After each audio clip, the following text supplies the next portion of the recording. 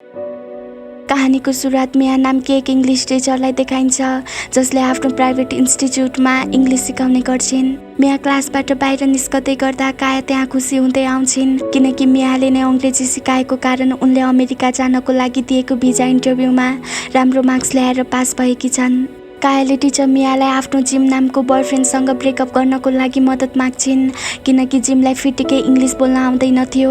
काया त जिमसँग टाइम पासको लागि मात्र रिलेसनसिप स्टार्ट गरेकी थिइन् र उसँग सिधै गएर ब्रेकअप गर्ने उनको हिम्मत थिएन। त्यसैले उनले टिचरलाई एक महँगो ब्याग गिफ्ट गरेर यो कामको लागि मनाउँछिन्। त्यसैले मिया एक रेस्टुरेन्टमा गएर कायाको बोयफ्रेन्ड जिमलाई भेट्छिन् र कायाले रेकर्ड गरेको मेसेज सुनाउँछिन्। तर जिमले त्यो सुनेपछि मियालाई नै गाली गर्दै भन्छ कि तिमीले इङ्ग्लिस सिकाएकै कारण मेरो गर्लफ्रेन्ड मबाट टाढा जाँदैछ, त्यसैले यसमा तिम्रो दोष छ।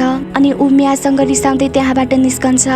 एक साँझ उनी आफ्नो अफिस लक गरेर निस्कदै थिइन् तब मियाले छेउमा भएको आफ्नो पोस्टर कुच्चिएको देख्छिन्। उनलाई डर लाग्न थाल्छ अनि उनी पार्किङमा आफ्नो कार लिन जाँदा बाइकमा कसैले उनलाई पछ्याउँछ तर त्यो अरू कोही नभई जिम नै हुन्छ र उसले मियासँग आफूलाई पनि कायालाई जस्तै अङ्ग्रेजी सिकाउन भन्दै धम्क्याउँछ र एडभान्समा पैसा पनि दिन्छ किनकि जिम पनि अब अमेरिका गएर कायालाई फेरि भेट्न चाहन्थ्यो।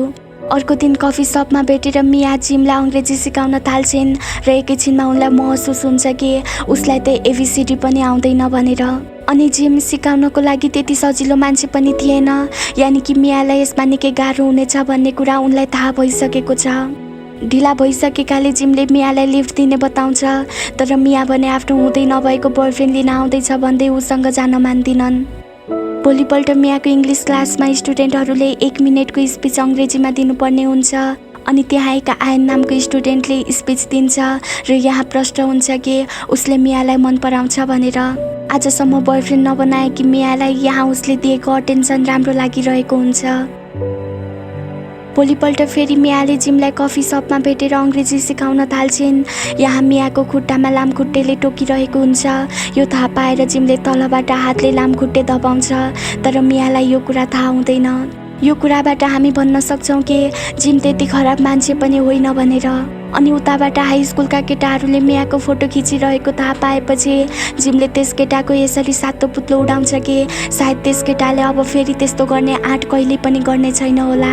भोलिपल्ट मियाले देख्छिन् कि जिमले लाइब्रेरीमा गएर अङ्ग्रेजी सिक्नको लागि अङ्ग्रेजी कथाको किताब किन्न लागिरहेको छ। उनी त्यहाँ गएर उसलाई सिन्ड्रेलाको किताब सजेस्ट गर्छिन् तर ऊ बच्चा बच्चीको किताब भन्दै लिन मान्दैन। अनि त्यति नै बेला त्यहाँ खैरेहरू आउँछन् र उसलाई अङ्ग्रेजीमा यो ठाउँ कहाँ पर्छ भनी सोध्छन् तर इङ्ग्लिस बोल्न नजान्ने जिमलाई त्यहाँ निकै अप्ठ्यारो लाग्छ र ऊ त्यहाँबाट जान्छ। त्यसैले खाजा खाने बेलामा मियाले खैरेसँग नडराउन र निर्धक्क बोल्न भन्छिन्। अब मियालाई पार्किङसम्म छोड्न जाने बेलामा त्यहाँ आयनको मेसेज आउँछ।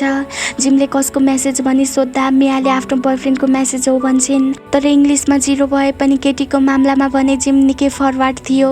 उसले बुझिहाल्छ कि मियाको कुनै बोयफ्रेन्ड छैन भनेर। एक दिन जिमलाई कायाले अमेरिकाबाट पार्सल पठाउँछिन् तर त्यस पार्सलमा उनले जिमले दिएको औँठी फिर्ता पठाएकी थिइन् जसलाई उसले धेरै महिना अगाडि लगाइदिएको थियो। अनि साँझमा जिम मियालाई भेटेर त्यो औँठी कायालाई नै फिर्ता पठाइदिनको लागि भन्छ किनकि ऊ कायासँग ब्रेकअप गर्न चाहँदैनथ्यो।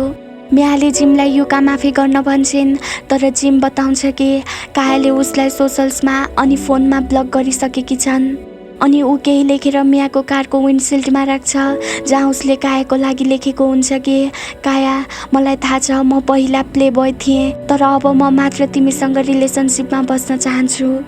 मिया यही सोच्छिन् कि कायाले उसलाई आफ्नो लाइफबाट आउट गर्दा पनि किन जिम उनको पछि परिरहेको छ भनेर। त्यति नै बेला कायाले मियालाई स्काइपमा भिडियो कल गर्छिन्। मिया देख्छिन् कि कायाले खैरेसँग आफ्नो लीला रचिरहेकी छन्। अनि कायाले यो पनि थाहा पाउँछिन् कि जिमले ब्रेकअप एक्सेप्ट गरेन र अमेरिका आउनको लागि मियासँग इङ्ग्लिस क्लास लिइरहेको छ भनेर। यो थाहा पाएर काया मियासँग रिसाउँदै कल काट्छिन्। अनि भोलिपल्ट साँझमा मिया र जिम एक कफी सपमा भेट्छन्। मियाले उसलाई कायाको कुरा बताउँदिनन् र भन्छन् कि उनले फोन नै उठाइनन्। अनि उनी उसलाई टेन्स सिकाउन खोज्छिन् तर जिम लेख्नै मान्दैन। त्यसैले मिया म तिमीलाई पढाउन सक्दिनँ भन्दै उसको एडभान्स फी फिर्ता दिन्छन् र त्यहाँबाट जान्छन्। तर जिमले उनलाई यसै छोड्नेवाला थिएन त्यसैले ऊ पनि त्यही पैसा उनको कारको सिसामा फालेर बाइकमा जान्छ। मिया देख्छिन् कि उसको झोलाबाट केही सामान खसेको छ अनि नजिक गएर हेर्दा उनले सिन्ड्रेलाको किताब देख्छिन् जसलाई जिमले उनको सामु पढ्दिन भनेको थियो, तर उसले त्यो किताब लगेर पढ्ने कोसिस गरेको रहेछ। भोलिपल्ट साँझमा आयनले आफ्नो ममको बर्थडे पार्टीमा मियालाई इन्भाइट गर्छ, तर उनलाई त्यो शानदार पार्टीमा सबै बनेको नाटक गरेका मानिसहरू देखेर बोर लाग्छ अनि आयनले आफूसँग भएको लग्जरी कार देखाउँछ अनि उनी निस्कने बेलामा मियाले आफ्नो फोन त्यहीँ छाडेकोले आयन भाग्दै उनको गाडीसम्म फोन छोड्न आउँछ अनि गाडीमा फर्किँदा फोन मार्फत आयनले उनलाई प्रपोज गर्छ। उनले पनि यस भन्छन् अनि घरमा आएर टेबलमा उनले सिन्ड्रेलाको किताब देखेपछि उनलाई जिमको याद आउँछ अनि उसको मद्दत गर्ने सोचेर भोलिपल्ट मिया जिमले काम गर्ने ठाउँमा जान्छन्। जिमले त्यहाँ मेसिन मेन्टेनेन्सको काम गर्थ्यो अनि उनी उसलाई गएर आफूले उसलाई फेरि अङ्ग्रेजी सिकाउने बताउँछिन् र यसपालि उनले उसलाई सर्टकट सिकाउने बताउँछिन् किनकि उसको इन्टरभ्यूको दिन पनि नजिकै आइरहेको थियो। त्यसैले मियाले उसलाई इङ्ग्लिस ग्रामर सिकाउन भन्दा इन्टरभ्यू क्वेसन एन्सर प्र्याक्टिस गराउन थाल्छिन्। खाजा खाने बेलामा उसले आफ्नो ट्रान्सलेटर मसिन निकाल्छ जो उसको बाइकबाट खसेर बिग्रिएको थियो, तर मिया देख्छिन् कि उसले त्यो डिभाइस ठिक पारिसकेको छ अनि जिमले भन्छ मैले ठिक गर्न नजानेको त्यस्तो कुनै मसिन सायद छैन होला।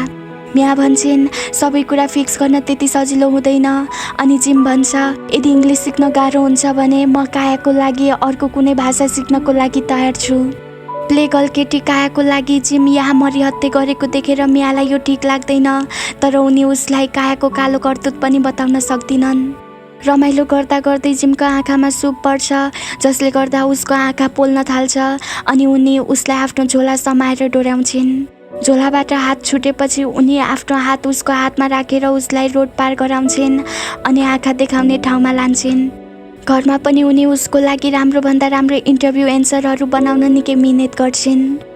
अर्को दिन आयनले मियालाई आफ्नो याचमा घुमाउन लैजान्छ, तर त्यहाँ उसको वेयर्ड ह्याबिटहरू देखेर मियालाई महसुस हुन्छ कि आयन उनको लागि राइट गाई होइन भनेर।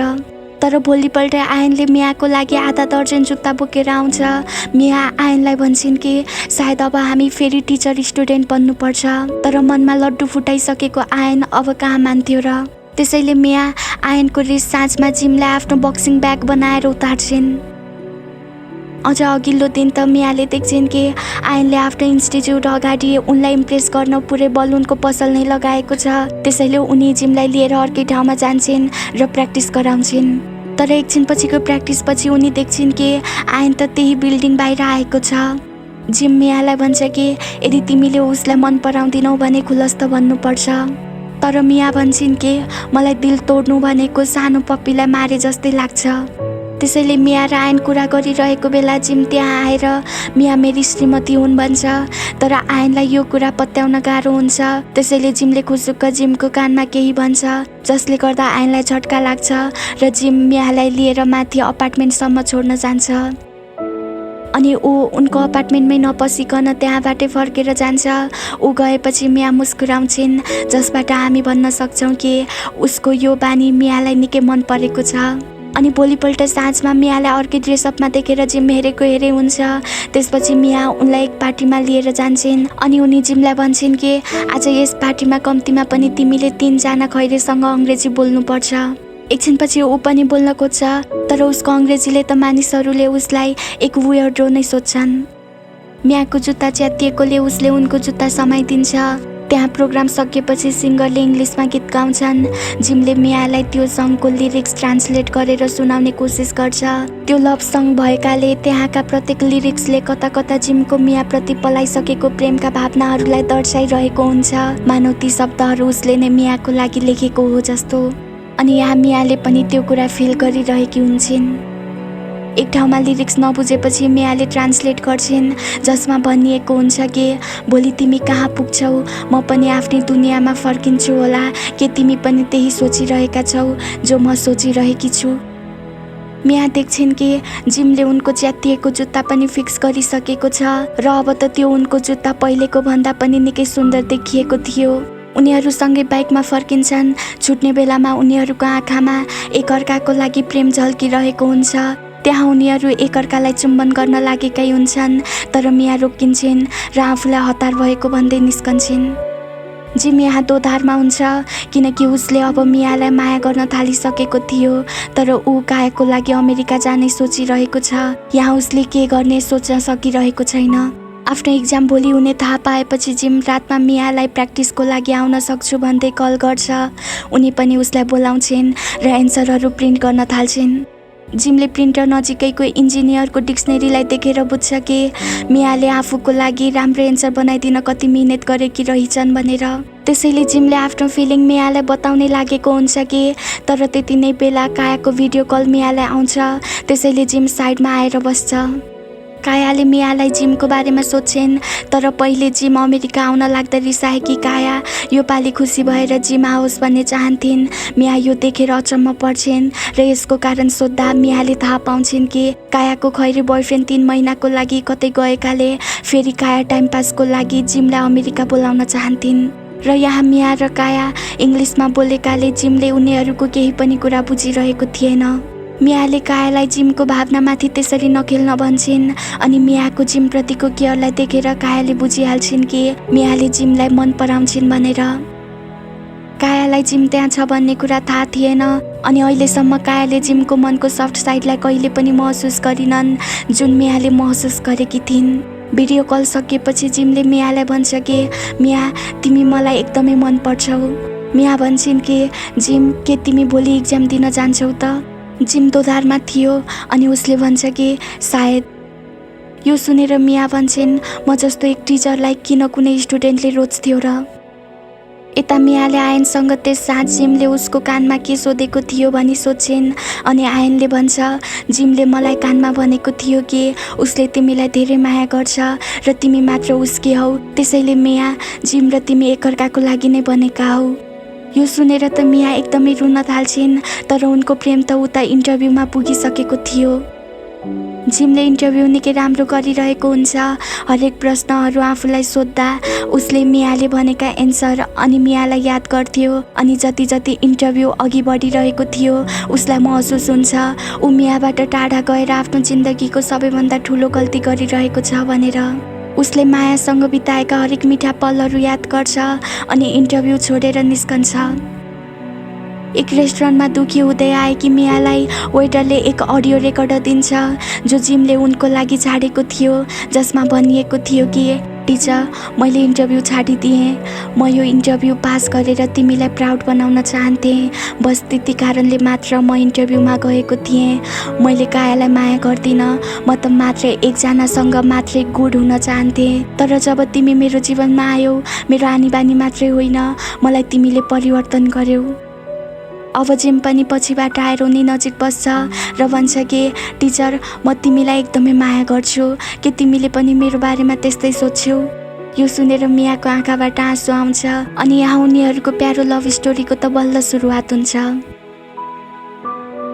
साथीहरू हामी तपाईको लागि यस्तै राम्रा कथाहरू डेली अपलोड गर्नका लागि निकै मेहनत गर्छौँ। त्यसैले प्लिज हाम्रो च्यानललाई सब्स्क्राइब गरी अल नोटिफिकेसनमा क्लिक गरेर हामीलाई सपोर्ट गर्न नबिर्सनुहोस् है।